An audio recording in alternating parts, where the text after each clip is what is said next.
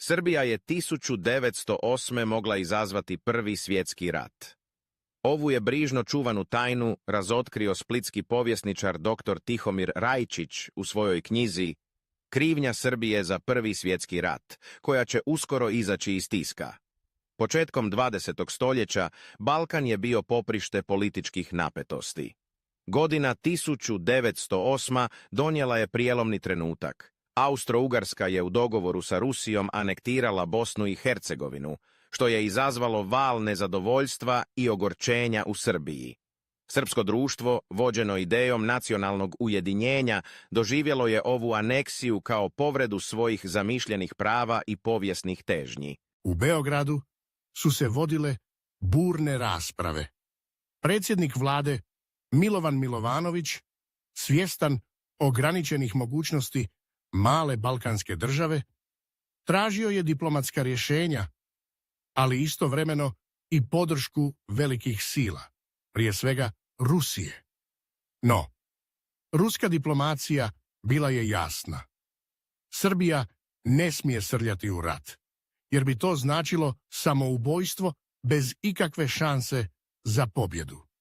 Europski diplomati nisu krili podsmijeh spram srpskih težnji, nitko nije ozbiljno vjerovao da bi Bosna i Hercegovina mogla pripasti Srbiji, koja nije imala nikakvih izgleda protiv Austro-Ugarske. Unatoč tome, u Srbiji su se počeli mobilizirati četnici, paravojne formacije, čija je svrha bila priprema za rat u Bosni i Hercegovini. Oružje se tajno prikupljalo i skladištilo na granici, a mreže obavještajaca i revolucionara reorganizirane su pod okriljem državnih institucija. Tajna organizacija Srpska odbrana pretvorena je u Narodnu odbranu, koja je, pod izravnim nadzorom vlasti, djelovala i izvan granica Srbije, u Bosni, Hrvatskoj i Ugarskoj. Upravo će te mreže kasnije imati ključnu ulogu u događajima koji će dovesti do Sarajevskog atentata i izbijanja Prvog svjetskog rata. Ipak, kad se suočila s realnošću međunarodnih odnosa, Srbija je popustila.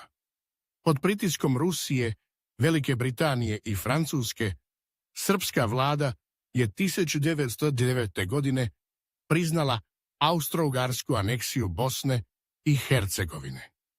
Bio je to čin političke pragme, ali i svojevrsnog poraza nacionalističkih ambicija. Međunarodno pravo je pobjedilo, barem privremeno. No, povijest nas uči da mitovi i frustracije ne nestaju lako.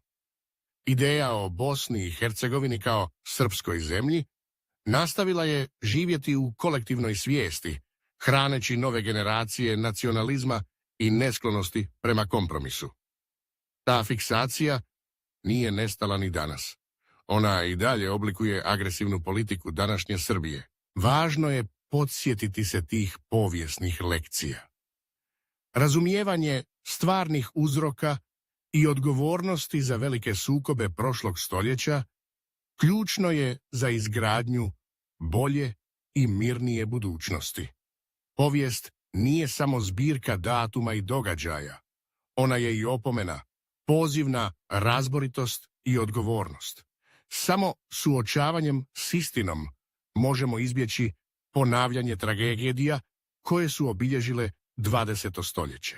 Zato je važno da knjiga Krivnja Srbije za Prvi svjetski rat splitskog povjesničara doktora Tihomira Rajčića stigne u ruke čitalaca u Srbiji. Ključno je i knjigu predstaviti Europi, koja mora doznati da je većina balkanskih strahota u 20. stoljeću potekla iz Beograda i Srbije. Zato podijelite ovaj video i pratite naš kanal.